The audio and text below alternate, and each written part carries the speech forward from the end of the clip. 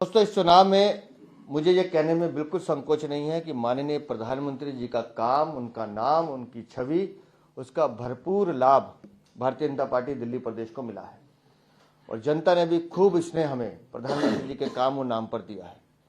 उसी तरह से हमारे माननीय गृह मंत्री, माननीय राष्ट्रीय अध्यक्ष जितनी ऊर्जा से उन्होंने हमारा नेतृत्व किया है और हम लोगों को एक सही दिशा में प्रेरित करने का काम किया, उसके लिए भी दिल्ली प्रदेश भारतीय जनता पार्टी उनका आभार प्रकट करती है। दोस्तों, इस चुनाव में हमें कई चीजें सीखने को भी मिली। आप लोगों ने स्वयं भी महसूस किया होगा कि झुग्गी झोपड़ी का वो क्षेत्र जिसके बारे में कहा जाता था कि भारतीय जनता पार्टी उनसे अछूती है, आज मैं विश्वास के साथ कह सकता हूं कि वो क्षेत्र हमारी ताकत बनकर उभरा है इस चुनाव में।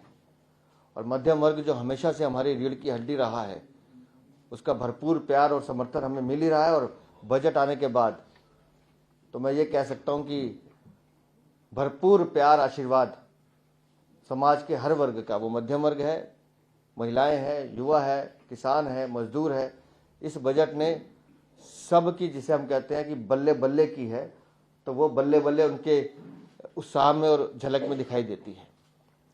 इस चुनाव में साथियों, संगठन के हमारे कार्यकर्ताओं ने बहुत मेहनत की है। हमने शक्ति केंद्र स्तर पर जो छोटी छोटी बैठकें की हैं, आपको जान के हैरानी होगी, हमने उसका बहुत प्रचार नहीं किया, लेकिन उनकी संख्या 4000 से ज़्यादा है। उसी तरह से हमारे अनुसूचित जाति के कार्यकर्ताओं ने, हमारे पूर्वांचल मोर्चे ने जो बहुत छोटी छोटी बैठकें की, महिला मोर्चे ने बैठकें की, उन बैठकों की संख्या अगर मैं सबकी मिलाऊं तो 10,000 से ज़्यादा बैठती हैं। और इसके साथ मैं अपने केंद्रीय नेतृत्व का हृदय से भारतीय जनता पार्टी की तरफ से आभार प्रकट करता हूं। माननीय प्रधानमंत्री जी ने हमें दिल्ली के लिए भरपूर समय दिया। माननीय गृह मंत्री जी, अभी भी मैं आपसे बात कर रहा हूं तो उनकी एक सभा चल रही है।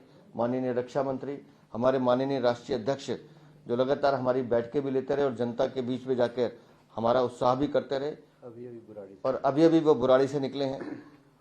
और उसके साथ साथ बाकी जितने हमारे केंद्रीय नेतृत्व के नेता हैं, इन सब की मीटिंग्स को अगर मैं मिला लूं तो आपको जान के हैरानी होगी कि आप लोगों ने कवर भी किया है। 650 से ज़्यादा बैठकें इन सब नेताओं की हुई है, जिसमें कई राज्यों के मुख्यमंत्रियों ने भी आके हमें आशीर्वाद दिया है। इस पूरे प्रचार को देखने के बाद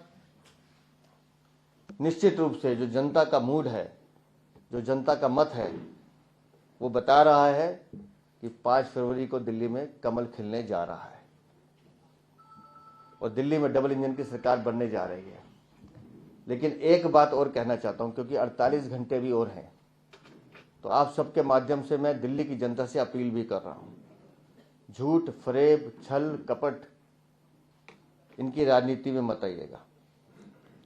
अरविंद केजरीवाल की एक बहुत, जिसे मैं कहता हूं बहुत प्रचलित आदत है, हर चुनाव से पहले उन्हें जो करना होता है वो पहले से बताते हैं कि भारतीय जनता पार्टी या दूसरी पार्टी ये करने वाली है। वो कहते थे कि हमला हो सकता है, तो हमने 2 महीने से पहले से कहा कि ये खुद करवाएंगे, तो अपने पे नहीं करवाए तो दूसरे पे करवा दिया, गाड़ी तुड़वाने की बात कर दी। ये उनके स्वभाव में है।